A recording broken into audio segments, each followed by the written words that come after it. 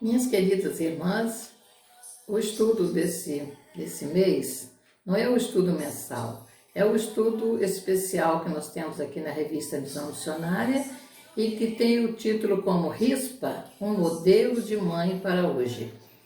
Eu poderia até começar esse estudo contando uma história, assim. Era uma vez 3 homens muito sabidos que queriam enganar o Josué, o sucessor de Moisés, lá no tempo do Velho Testamento, né? Então esses 3 homens chegaram lá para Josué com as roupas velhas, rasgadas, sapatos velhos, pão bolorado, e todas as vasilhas, as coisas ruins que estavam levando, e pediram a Josué que os acolhessem, que eles eram pessoas que estavam vindo de longe para pedir auxílio a Josué, para pedir abrigo. E Josué achou aquele assunto tão simples que não consultou o Senhor. Fez conforme havia no seu coração e ele acolheu aqueles homens. Depois de um tempo, Josué descobriu que aqueles homens eram da nação, né, da tribo dos Gibeonitas, do Gibeon, eram Gibeonitas, o povo que vivia perto de Canaã, a terra prometida, e que deveria ter sido destruído totalmente por Josué, por Israel, pelo povo de Deus. Quando Josué descobriu que aqueles homens tinham enganado ele ficou muito triste, né? Muito apavorado, porque ele realmente fez uma coisa sem consultar ao Senhor, né? Ele prometeu asilo àqueles homens, cuidado, né?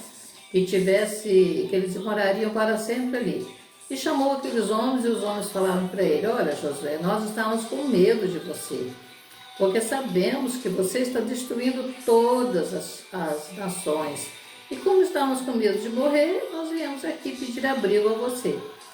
E Josué, como tinha feito, e os príncipes, né? Josué e os príncipes haviam feito um acordo com aqueles homens, eles não podiam destruí-los, né?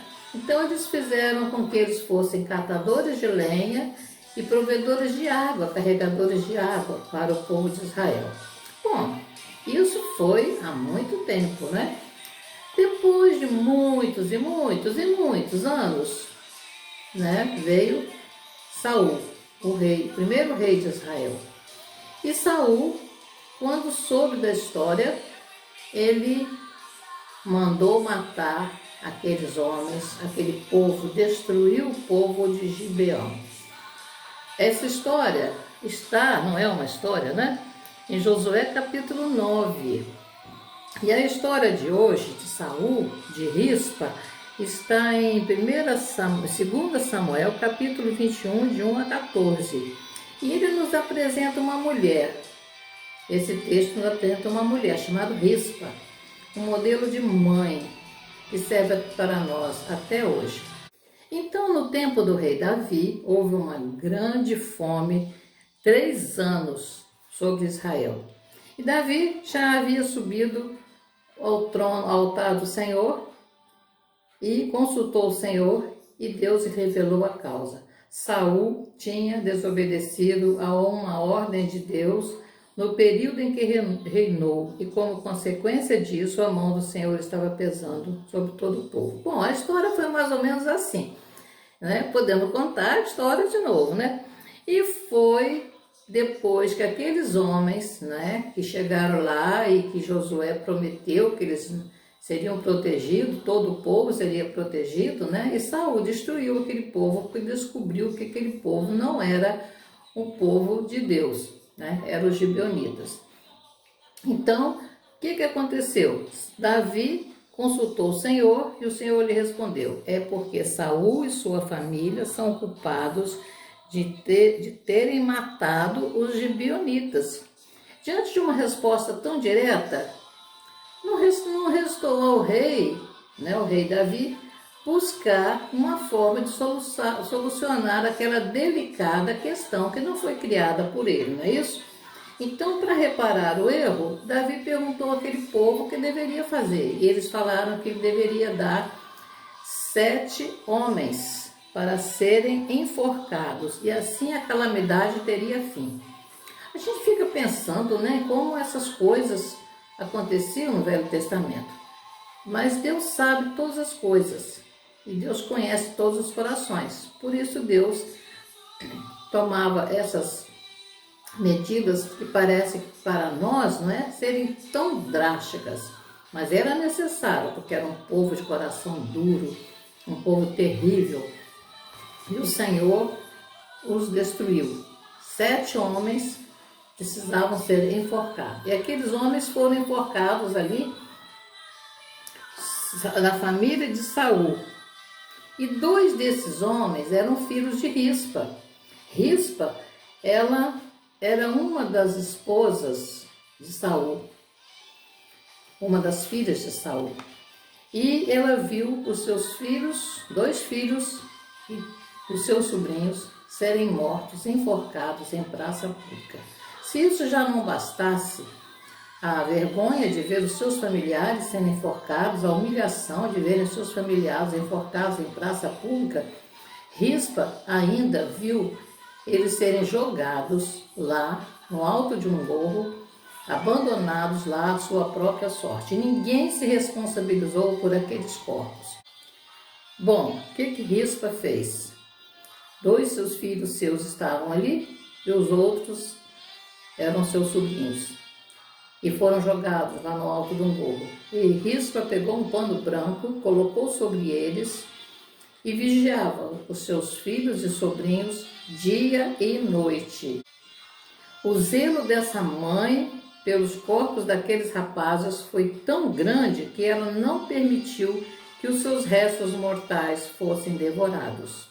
Esperava ali em silêncio por meses por uma providência por parte do rei Davi.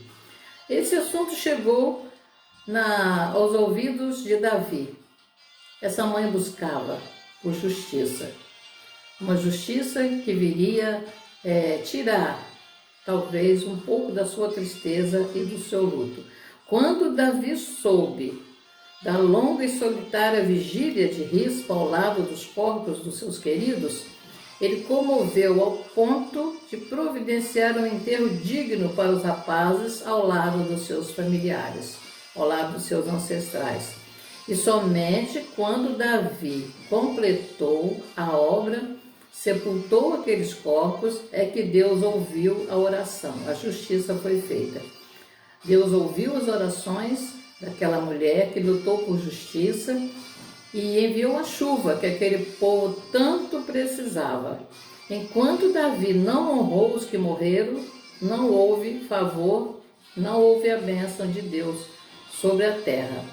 Que história triste, não é isso? A crise de toda uma nação só chegou ao fim porque uma mulher decidiu continuar lutando pelos seus filhos e pela justiça. Isso é uma coisa fantástica, não é? Quando nós podemos ver que não é com gritos, é no calado, né? No silêncio que muitas vezes nós vencemos. Olha bem, o que nós podemos tirar dessa lição? Bom, a história de Rispa nos faz refletir como é alto o preço que é pago pela desobediência dos que não fazem as coisas como Deus deseja. Mas a sua coragem e persistência deram outro significado à morte dos filhos. E é isso que mais me emociona nessa história. A crise só acabou quando o clamor silencioso daquela mãe chegou aos ouvidos do rei. E ele realizou o seu desejo. Mães queridas, nunca desistam de lutar pelos seus filhos, pela solução dos problemas, mesmo que as coisas pareçam estar no fim. Acredite que Deus pode lhe ajudar. Por isso, não desista. Não desista dos seus filhos. Não desista da sua família. Não desistam, de orar pelos seus familiares. Conheci uma mulher, ela era coordenadora de mensageiras do rei, lá na Associação das Igrejas de Vitória, a irmã Eulália, e aquela irmã orou durante 28 anos pelo seu marido. E quando aquele homem se converteu, daí 3 anos aquela irmã morreu vítima de um câncer. Pensam bem, ela esperou tantos anos, não é? Orou incessantemente pelo seu marido durante 28 anos, até que ele se converteu e ela foi ceifada logo assim, não é? Que ele havia se convertido. Os planos de Deus não são os nossos planos. Os caminhos de Deus não são os nossos caminhos. Portanto, nós não podemos desistir. Não abra mão dos seus sonhos. Não desanime. Não pare. Se você tem um sonho de ver a sua família toda aos pés do Senhor, não desista. Continue firme, que Deus vai vir ao seu encontro e vai vir em socorro e vai te dar a bênção que você precisa. O zelo dessa mãe pelos corpos daqueles rapazes foi tão grande que ela não permitiu que os seus corpos fossem devorados, mas eram só 2 filhos. Os outros não eram filhos dela. Isso nos mostra a necessidade de orarmos também pelos amigos dos nossos filhos. Que bênção poder orar pelos amigos dos nossos filhos, não é? Ganhá-los para Jesus, levá-los a uma vida de bênção, uma vida de crescimento espiritual, sermos canal de bênção na vida deles, que de alguma forma eles também são vítimas do inimigo. Como tem sido sua vida de oração? Como tem sido a minha vida de oração? Como tem sido a minha vida como mãe? Meus filhos são todos casados, todos adultos, meus netos já estão todos na adolescência, na idade já de adultos, né? Já tenho neto com 25 anos, com 20, 22, 16, 12. Então, não são mais criança, mas nós oramos por ele. Eu oro por eles nominalmente. Como tem sido a sua vida de mãe intercessora? Uma mãe educadora que exerce o ministério de mãe com esperança, lutando por sua família, lutando pelos seus netos, lutando pelos seus bisnetos. Precisamos orar pelas nossas famílias. Abraham Lincoln disse assim: eu me lembro das orações de minha mãe e elas me acompanharam. Elas me seguiram por toda a minha vida. É dessa maneira, agindo como rispa, que nossos filhos darão esse testemunho sobre nós. Eu posso dar um testemunho sobre a minha mãe. Quando a minha mãe veio a falecer, vítima de um câncer terrível, eu senti muita falta da minha mãe, como é normal, né? Sentimos falta das mães. Mas minha maior falta foi saber que eu não tinha mais a minha mãe orando por mim. Minha mãe era uma mulher de oração. E eu posso dar o testemunho da oração da minha mãe. E como eu fui abençoada, como meu marido foi abençoado, como nós fomos abençoados, porque minha mãe orava por nós. E eu faço o mesmo pelos meus filhos. Eu oro pelos meus filhos, oro pelos meus netos. E eles sabem que nós oramos por eles. E você, tem orado pelos seus filhos também? Tem orado pelos seus netos? Incessantemente? Irmãs, vamos carregar a nossa família, não é? Até o dia que o Senhor nos chamar. Cumprir a nossa missão de intercessoras pelo lar, pela nossa família. Nós estamos no mês de maio, mês da família. Completei essa semana passada, no dia 20, 54 anos de casada. Não sei até quando o Senhor vai permitir que vivamos aqui neste mundo, mas enquanto eu viver, certamente estarei intercedendo por minha família, por meus filhos, pela nossa denominação, pela minha igreja, pelas minhas irmãs, pela União Feminina e tantos outros pedidos de oração. Que Deus nos ajude a sermos intercessoras, especialmente pela nossa família. Vigiar e orar, porque vai chegar tempos difíceis, que nós não vamos querer orar e não vamos ter tempo. Que Deus nos abençoe.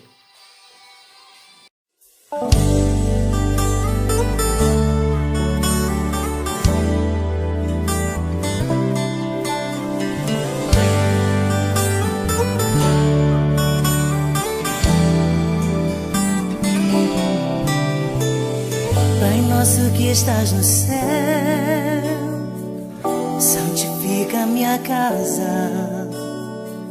Estabeleça o teu reino em nós, para que façamos tua vontade. Que a nossa mesa se farta de pão, que a nossa fé cresça de grão em grão.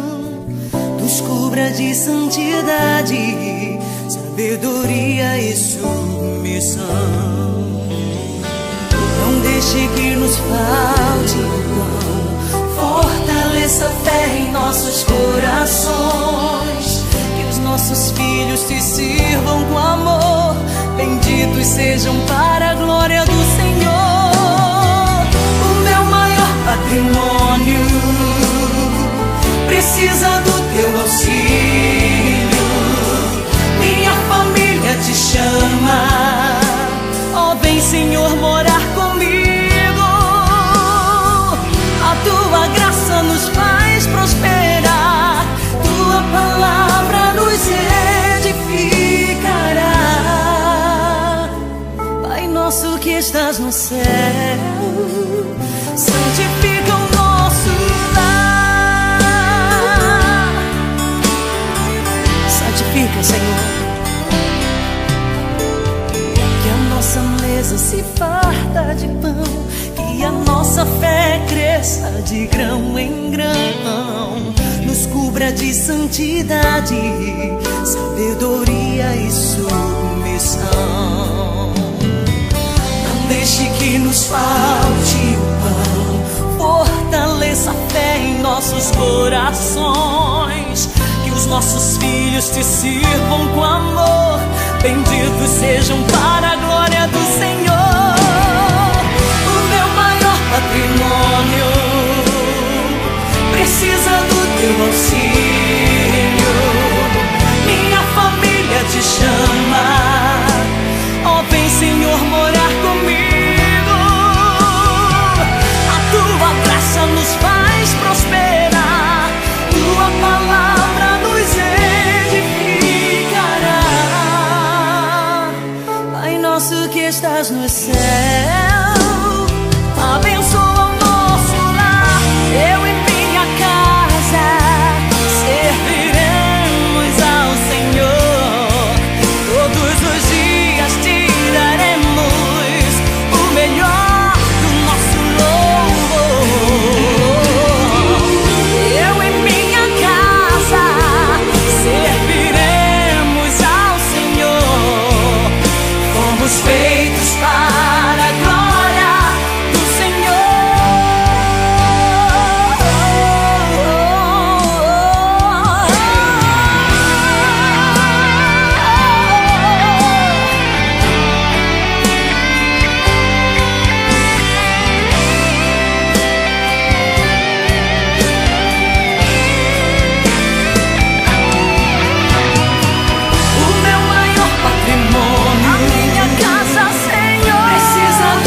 auxílio. Tu és o nosso pastor. Minha família te chama, ó, vem Senhor morar comigo.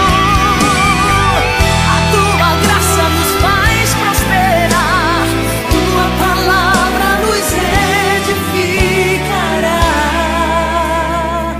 Pai nosso que estás no céu,